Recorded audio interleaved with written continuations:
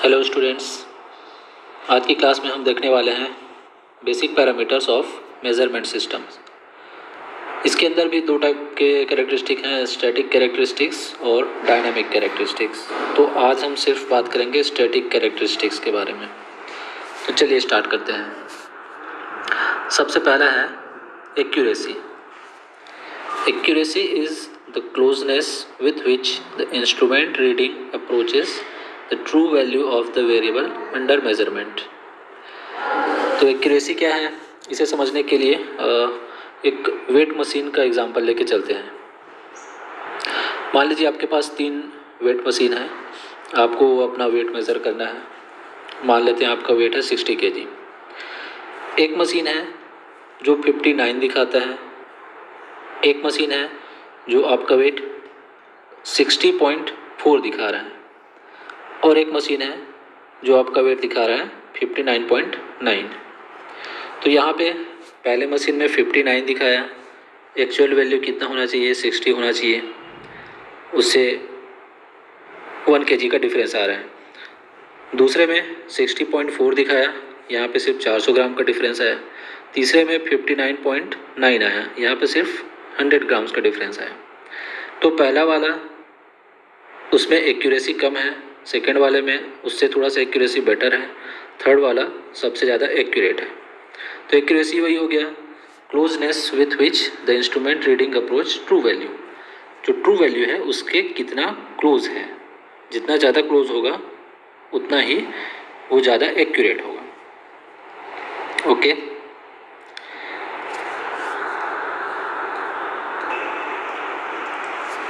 Next है precision. Precision is a measure of the reproducibility of the measurement. Measure of reproducibility of the measurement. That is, precision is a measure of the degree to which successive measurements differ from one another. इसका मतलब क्या है?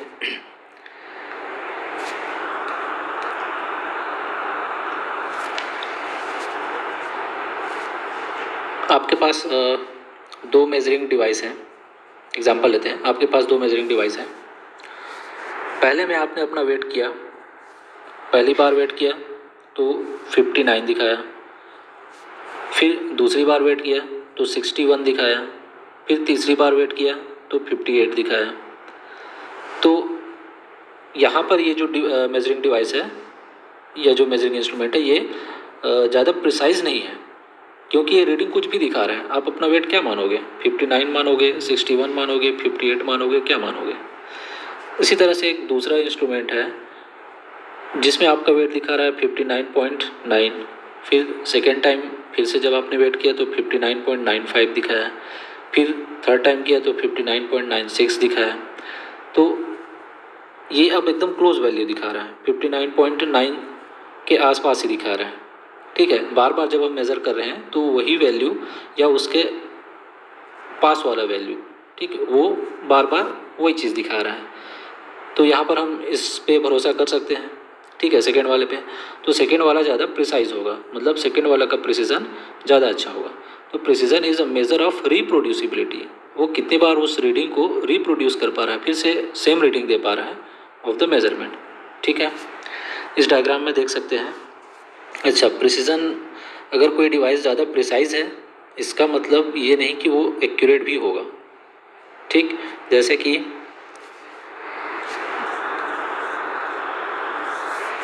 ये पहले वाले में देखिए,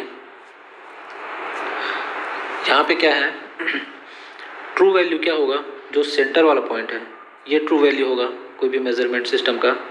ठीक, इससे जैसे जैसे दूर जाते जा रहे हैं मतलब रीडिंग गलत आता जा रहा है। ठीक है, तो हमारा जो रीडिंग है बार बार जब हमने 4 बार मेज़र किया तो रीडिंग इस आसपास में है। ठीक, मतलब वो ट्रू वैल्यू से अलग है। आपका वेट 60 kg है, आप वेट कर रहे हो, आपका वेट दिखा रहा है 61। ठीक, लेकिन बार बार जब हम मेज़र कर रहे हैं तो 61 ही दिखा रहा है। इसका मतलब वो प्रिसाइज तो है, उसमें प्रिसीजन तो अच्छा है, ठीक है, हाई प्रिसीजन है, लेकिन एक्यूरेसी उसमें कम है, एक्यूरेसी लो है, क्योंकि वो ट्रू वैल्यू नहीं दिखा रहा है। ठीक है,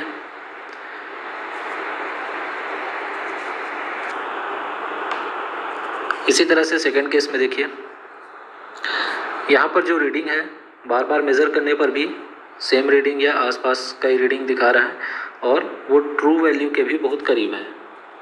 ठीक है, तो यहाँ पर प्रिसीजन भी ज़्यादा है और एक्यूरेसी भी ज़्यादा है। इसी तरह से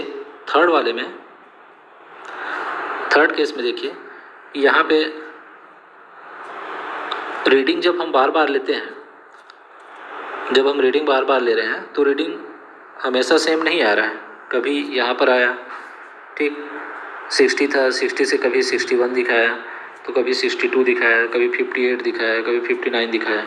ठीक, तो रीडिंग हर बार यहाँ पर अलग अलग आ रहा है, अलग अलग रीडिंग आ रहा है, मतलब प्रिसीजन इसका लो है और ये ट्रू वैल्यू से भी अलग है, ट्रू वैल्यू से भी काफ़ी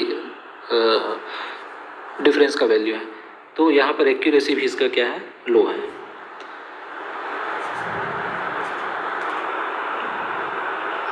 नेक्स्ट है रिजोल्यूशन और सेंसिटिविटी। रिजोल्यूशन क्या है? रिजोल्यूशन इज, ये लाइन देखो, resolution is the smallest Resolution is the smallest unit of measurement that can be indicated by an instrument। मतलब वह छोटा से छोटा इकाई जिसको हमारा मेजरिंग इंस्ट्रूमेंट इंडिकेट कर सकता है, वो हो गया उसका रिजोल्यूशन। ठीक, दूसरे शब्दों में the resolution is the minimum increment of input below which no output is detected. मतलब इनपुट में वह छोटा से छोटा इंक्रीमेंट, वह सबसे छोटा इंक्रीमेंट जिसको हमारा मेजरिंग इंस्ट्रूमेंट डिटेक्ट करने के बाद आउटपुट दे सकता है। मतलब जो आउटपुट में हम डिटेक्ट कर सकते हैं वो हो गया रिजोल्यूशन। सेंसिटिविटी क्या हो गया? Sensitivity refers to the ability of measuring device to detect small difference in a quantity being measured। मतलब सेंसिटिविटी मेजरिंग डिवाइस का वह एबिलिटी है जिससे वह इनपुट में जो जिस क्वांटिटी को हम मेज़र कर रहे हैं उसमें जो सबसे छोटा अमाउंट का चेंज हो रहा है उसको वो डिटेक्ट कर पाए, उसको डिटेक्ट कर पाने की क्षमता उसकी सेंसिटिविटी है। यहाँ पर सेंसिटिविटी और रेजोल्यूशन दोनों एक ही टाइप का लगता है, दोनों में अंतर समझ में नहीं आता है। तो एक एग्जांपल लेते हैं, वेट मशीन का एग्जांपल ले लेते हैं। मान लीजिए वेट, उसमें स्केल होता है, वेट मशीन में एनालॉग मशीन ले लेते हैं जिसमें स्केल होता है। जैसे कि आप उस वेट मशीन में चढ़ेंगे तो आपने देखा होगा वो स्केल घूमता है, घूमने के बाद एक पॉइंट पे वो अटक जाता है। ठीक है, जहाँ पर एक लाइन बना होता है, एक नीडल रहता है, वहाँ पर वो अटक जाता है और वो आपका वेट दिखाता है। ठीक, अब जैसे आप 60 से 61 का स्केल देखेंगे तो 60 से 61 क्या रिप्रेजेंट कर रहा है? 1 kg। 60 से 61 के बीच में छोटे छोटे और 10 लाइन बने होते हैं। ठीक, तो वो हर एक लाइन क्या डिनोट करता है? 100 ग्राम। ठीक है, 100 ग्राम तक। अब किसी का वेट है मान लीजिए 60 kg और 135 ग्राम। ठीक है, 60 kg और 135 ग्राम। तो जैसे ही आप वो वेट उस वेट मशीन में डालते हैं तो रीडिंग क्या दिखाएगा? 60 के बाद एक और लाइन, और जो नीडल है वो 60 के बाद जो एक छोटा लाइन है और जो दूसरा छोटा लाइन है उन दोनों के बीच में होगा। ठीक है, तो यहाँ पर सेंसिटिविटी मेजरिंग डिवाइस का तो वो तो अच्छा है, मतलब वो डिटेक्ट कर पा रहा है और जो एक्चुअल रीडिंग मशीन के हिसाब से जो होना चाहिए वो वहीं पे लाके अपना स्केल को रख दिया। ठीक है, लेकिन हम जब उस रीडिंग को देखेंगे तो दो छोटे लाइन का मतलब है कि दोनों के बीच में 100 ग्राम का डिफरेंस है। ठीक, तो उस 100 ग्राम के बीच में अगर कहीं पे स्केल जो नीडल है वो आता है तो हम ये नहीं बता सकते कि वो 135 है या 140 है, 145 है, कितना है हम नहीं बता सकते। तो यहाँ पर इसका मिनिमम रिजोल्यूशन क्या हो गया, 100 ग्राम। ठीक, ये हो गया इसका रिजोल्यूशन। मतलब इनपुट में अगर 100 ग्राम का चेंज होगा तो वो हर 100 ग्राम के चेंज को ही डिटेक्ट कर पाएगा। ठीक है, सेंसिटिविटी उससे ज़्यादा हो सकता है कि एकदम छोटे से 1 ग्राम का डिफरेंस को भी वो डिवाइस पकड़ ले, लेकिन जो रीडिंग दिखा रहा है वहाँ पे वो 100 ग्राम के बेस पे ही दिखा रहा है। ठीक, तो इस तरह से रिजोल्यूशन और सेंसिटिविटी को समझ सकते हैं। नेक्स्ट है linearity. The linearity is defined as the ability to reproduce the input characteristics symmetrically and linearly. ठीक, यहाँ पर लीनियर तो आपको पता ही होगा, एक लाइन एक रेखा। ठीक है, तो कोई डिवाइस है, कोई मेजरिंग इंस्ट्रूमेंट है, वो लीनियर है, ये हमें कैसे पता चलेगा, उसका जो इनपुट और आउटपुट के बीच में कर्व है, ठीक है, वो एक स्ट्रेट लाइन बनेगा। इसका मतलब कि मैं जितना भी इनपुट में चेंज करते जा रहा हूँ, आउटपुट उसी के हिसाब से चेंज हो रहा है, लीनियरली चेंज हो रहा है। फॉर्मूला जैसे समझ सकते हैं y = mx, m को अगर 1 मान लेते हैं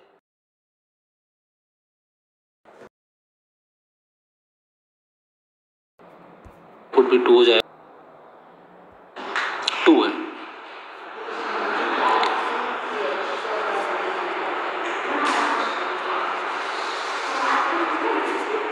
m का वैल्यू 2 है, तो अगर x को मैंने 3 किया तो y कितना हो जाएगा, 6 हो जाएगा।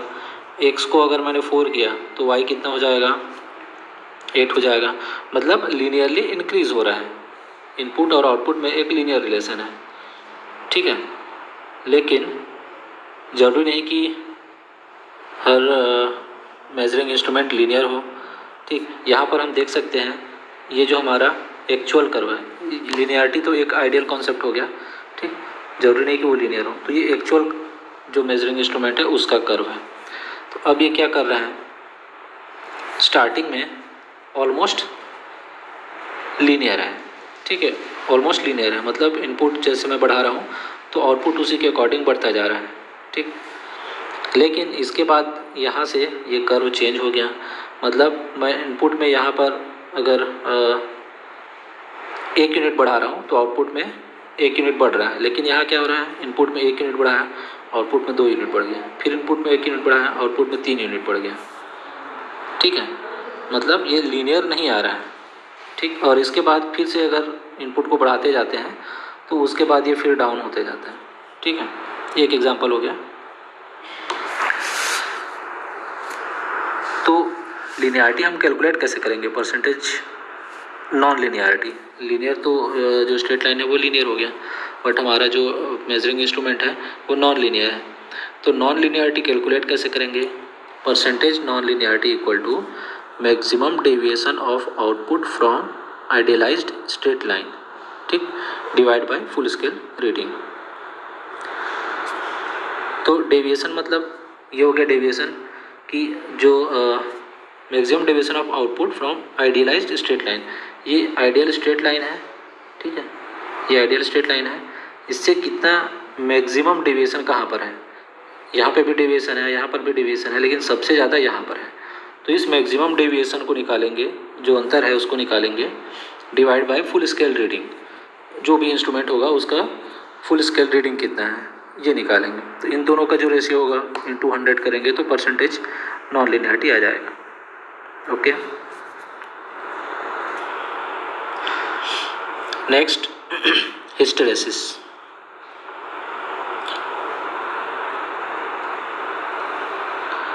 हिस्टेरेसिस क्या है, it is the difference in the output curve of a sensor, difference in output curve of a sensor when the direction of input has been reversed।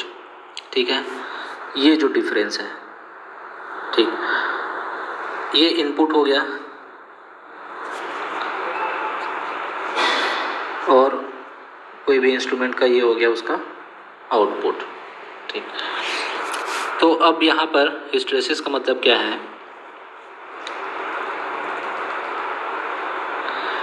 कि अगर हम एक डायरेक्शन में चलते हैं, मतलब इनपुट का वैल्यू 0 से मैं बढ़ाते जा रहा हूँ, ठीक है, बढ़ाते जा रहा हूँ, तो आउटपुट ये कर्व बना रहा है, मतलब 0 पे ये था, 1 पर यहाँ था, 2 पर यहाँ था, ठीक है, ये 1 ले लेते हैं, ये 2 ले लेते हैं फॉर एग्जांपल। ये एक डायरेक्शन में चलने पर एक रीडिंग दिखा रहा है, बट अगर मैं डायरेक्शन रिवर्स करता हूँ, ठीक है, डायरेक्शन रिवर्स करके फिर जब मैं 2 पे आता हूँ तो अब ये वाला रीडिंग दिखा रहा है, फिर जब मैं 1 पे आता हूँ तो अब ये वाला रीडिंग दिखा रहा है, ठीक है। मतलब क्या है कि एग्जांपल ऐसे समझ सकते हैं कि एक मान लीजिए वेट मशीन है, मैं पहले उसमें वेट 1 kg रखा, आउटपुट कुछ दिखाया, 1 दिखाया, फिर मैं 2 kg रखा, फिर आउटपुट 2 दिखाया, फिर मैं 3 रखा, आउटपुट 3 दिखाया। अब मैं वापस चल रहा हूँ, 3 से 3 kg का हटाया, फिर 2 kg का रखा, तो अब अगर रीडिंग 2 नहीं दिखा रहा है, 2.1 दिखा रहा है, फिर 2 हटा के 1 रखा, अब मैं उल्टा चल रहा हूँ, वेट कम करते जा रहा हूँ, 1 किया, तो अब वो रीडिंग में 1 kg नहीं दिखा रहा है, 1.2 दिखा रहा है, कुछ और वैल्यू दिखा रहा है, ठीक है। तो इस तरह से जो डिफरेंस रहता है कि एक डायरेक्शन में हम चले, पहले बढ़ते गए तो एक कर्व को फॉलो किया, इनपुट और आउटपुट के बीच में जो रिलेशन है मेजरिंग इंस्ट्रूमेंट का, लेकिन वहीं से जब हम वापस आ रहे हैं जहाँ से हमने स्टार्ट किया था और आगे बढ़े थे, अगर उसी को रिवर्स किया जाए, उसी प्रोसेस से अगर हम पीछे हटते जाते हैं, वापस आते जाते हैं, जैसे कि वेट का एग्जांपल लेते हैं, तो वेट बढ़ाते गए पहले, फिर अगर वेट कम करते जाते हैं तो वो सेम पॉइंट, सेम रीडिंग नहीं मिलता है, ठीक है। 2 kg पे बढ़ाते गए जब, तब जो रीडिंग मिलना चाहिए था, जब घटाते गए तब वही रीडिंग नहीं मिल रहा है, 2 kg पे अलग मिल रहा है। तो ये जो विड्थ होता है, ये जो दोनों डायरेक्शन में जो अंतर आ रहा है, ठीक, यही होता है हिस्टेरेसिस। और इसके बहुत सारे कारण हो सकते हैं, मैकेनिकल स्ट्रेन एंड फ्रिक्शन ये एक एग्जांपल हो गया इसका, ठीक, इसकी वजह से हिस्टेरेसिस हो सकता है। नेक्स्ट है रिपीटेबिलिटी। रिपीटेबिलिटी लगभग प्रिसीजन टाइप का ही है, थोड़ा सा इसमें थोड़ा अंतर है, उसको समझते हैं। It describes the closeness of output reading when the same input is applied repetitively, ठीक है। प्रिसीजन में भी यही होता है कि जब सेम इनपुट बार बार अप्लाई करते हैं तो रीडिंग सेम आना चाहिए, क्लोज रहना चाहिए, ठीक। रिपीटेबिलिटी में भी वही चीज़ हो रहा है, यहाँ पर भी क्लोज हो रहा है, ठीक, रिपीट हो रहा है रीडिंग।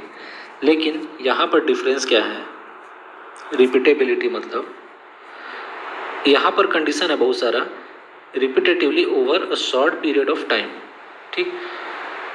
प्रिसीजन अगर मैं आज कुछ मेज़र कर रहा हूँ उसी इंस्ट्रूमेंट से, फिर मैं कल मेज़र कर रहा हूँ, फिर परसों मेज़र कर रहा हूँ, अगर रीडिंग सेम आ रहा है, वो प्रिसाइज है, उसमें प्रिसीजन अच्छा है। लेकिन रिपीटेबिलिटी के लिए आज कल और परसों का रीडिंग मैं नहीं देखूँगा, उसको क्या करना पड़ेगा, शॉर्ट पीरियड ऑफ टाइम पे ही अगर रीडिंग लेते हैं और उस टाइम पे अगर रीडिंग रिपीट हो रहा है तो उसकी रिपीटेबिलिटी ठीक है, ठीक। मतलब फॉर एग्ज़ाम्पल 5 मिनट के अंदर मैं बहुत सारे रीडिंग लिया, तो यहाँ से रिपीटेबिलिटी निकलेगा, आज लिया, फिर सुबह लिया, शाम को लिया, यहाँ से रिपीटेबिलिटी कैलकुलेट नहीं कर सकते, ठीक है। With the same measurement conditions, with the same measurement condition same होना चाहिए, ठीक है। सेम इंस्ट्रूमेंट होना चाहिए, ऑब्जर्वर भी सेम होना चाहिए, जो उसका यूज़ कर रहा है, जो रीडिंग ले रहा है वो भी सेम होना चाहिए, सेम लोकेशन पे होना चाहिए, same condition of use maintain through out, ठीक है। मतलब अगर मैं धूप में मेज़र कर रहा हूँ तो मुझे धूप में ही मेज़र करना है, 4-5 रीडिंग धूप में ही लेना है। अगर मैं छाँव में कर रहा हूँ तो छाँव में ही लेना है, ठीक है। तो अलग अलग क्लाइमेटिक कंडीशन, वेदर के हिसाब से, मतलब जो भी एनवायरमेंटल कंडीशन है वो सेम रहना चाहिए। जब भी हम रीडिंग ले रहे हैं, डिफरेंट रीडिंग ले रहे हैं, तो वो सेम रहना चाहिए। प्रिसीजन के केस में ये कंडीशन नहीं है। ठीक,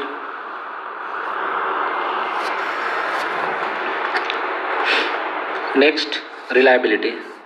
The reliability refers to a measurement that supplies consistent results with equal values. It measures consistency, precision, repeatability and trustworthiness of research. तो बहुत सारे टर्म हैं, सब लगभग एक टाइप के ही लगते हैं। रिलायबल, यहाँ पर भी वही है। रिलायबिलिटी मतलब अगर सबको जोड़ देते हैं, मतलब अगर इंस्ट्रूमेंट हमारा प्रिसाइज भी है, उसका प्रिसीजन भी अच्छा है, उसमें रिपीटेबिलिटी भी अच्छी है, वो कंसिस्टेंट सेम रिजल्ट दे रहा है, और उसका ट्रस्टवर्थीनेस, जो रिसर्च है उसका ट्रस्टवर्थीनेस भी अच्छा है, ट्रस्ट कर सकते हैं उसमें। तो इस तरह का जो मेजरिंग इंस्ट्रूमेंट है वो ज़्यादा रिलायबल होगा, उसकी रिलायबिलिटी ज़्यादा होगी। Next, maintainability. Maintainability. It is defined as the probability that a system or system element can be repaired or replaced. ठीक, मेंटेनेबिलिटी मतलब मेंटेन कर पाने की क्षमता। ठीक है, आपके पास कुछ ऐसा मशीन है आपके घर में जो अगर ख़राब हो जाता है, आप मार्केट में जाते हो उसको रिपेयर कराने के लिए, वहाँ पर कोई एक्सपर्ट नहीं मिलता रिपेयर कराने के लिए। ठीक है, मान लीजिए कि यहाँ पर कोई एक्सपर्ट नहीं मिलता और आपको ये बोला जाता है कि इसको आपको मुंबई भेजना पड़ेगा, बेंगलोर भेजना पड़ेगा, वहाँ पर ये रिपेयर हो पाएगा। ठीक है, या फिर उसमें कुछ कंपोनेंट हैं जो लोकल मार्केट में नहीं मिलते। ठीक, उसको बाहर से मंगवाना पड़ेगा अगर रिप्लेस करना पड़ा तो इस तरह के इंस्ट्रूमेंट को मेंटेन कर पाना थोड़ा सा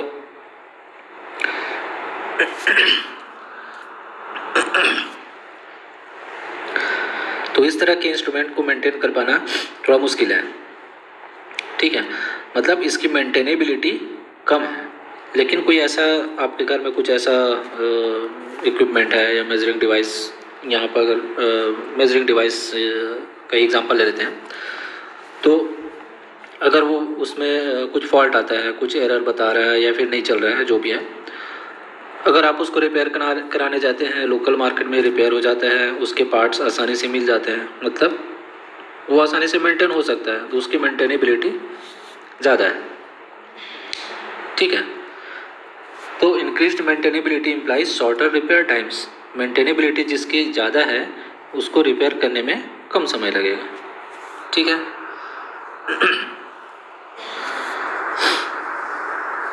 नेक्स्ट इज स्पैन। स्पैन क्या होता है? The algebraic difference between upper range value and lower range value is termed as span of an instrument. ठीक, तो रेंज क्या हो गया? स्पैन से पहले थोड़ा सा रेंज क्या होता है ये देख लेते हैं।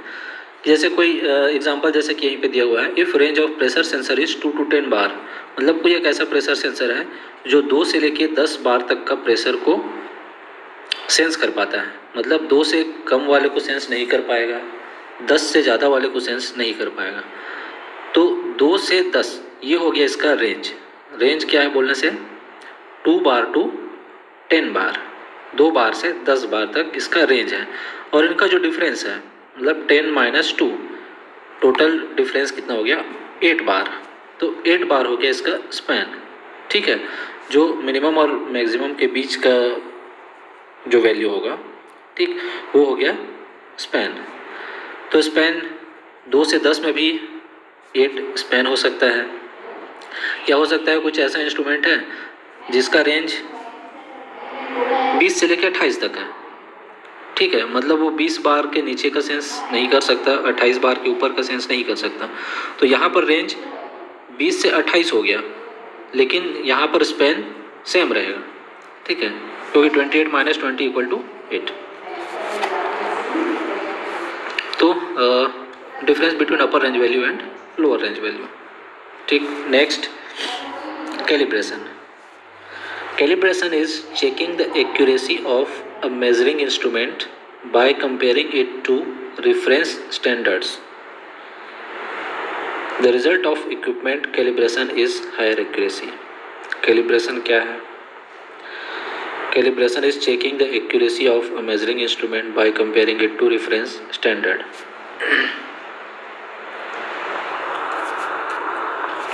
कोई भी मेजरिंग इंस्ट्रूमेंट जब पहले बनाया जाता है तो उसको पहले कैलिब्रेट किया जाता है कि वो एक्चुअल रीडिंग दिखा रहा है या नहीं, ट्रू रीडिंग दिखा रहा है या नहीं। ठीक है, जैसे वेट मेजरिंग इंस्ट्रूमेंट ही अगर एग्जांपल लेते हैं, हमारे पास स्टैंडर्ड वेट रहता है 1 kg का, 2 kg का, 500 ग्राम का, 250 ग्राम का। अगर मैं 1 kg का वेट रख रहा हूँ तो जो रीडिंग है वो 1 kg ही दिखा रहा है या नहीं दिखा रहा है। 2 kg का रखा तो 2 दिखाना चाहिए, 5 kg का रखा तो 5 दिखाना चाहिए। इंस्ट्रूमेंट सेंस तो कर लेगा, लेकिन जो रीडिंग है जिसे हमें देखना है, ठीक, वो उतना ही दिखाना चाहिए जितना वेट रखा गया है। तो इसको बोलते हैं कैलिब्रेशन।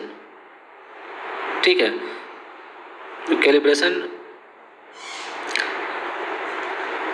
ये हो गया कैलिब्रेशन।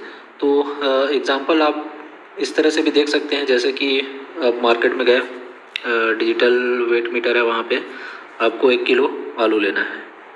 ठीक है, अब वहाँ पे जो वेट मीटर है, जो वेट मेजरिंग इंस्ट्रूमेंट है, उसके ऊपर में एक पेन रखा रहता है, एक एल्यूमिनियम का या स्टील का एक टोकरी टाइप का रखा रहता है।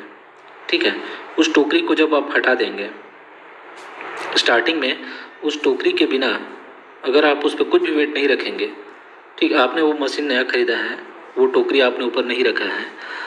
अब अगर आप मशीन को ऑन करेंगे और उसके ऊपर कुछ भी वेट आपने नहीं रखा है तो वेट दिखाएगा 0।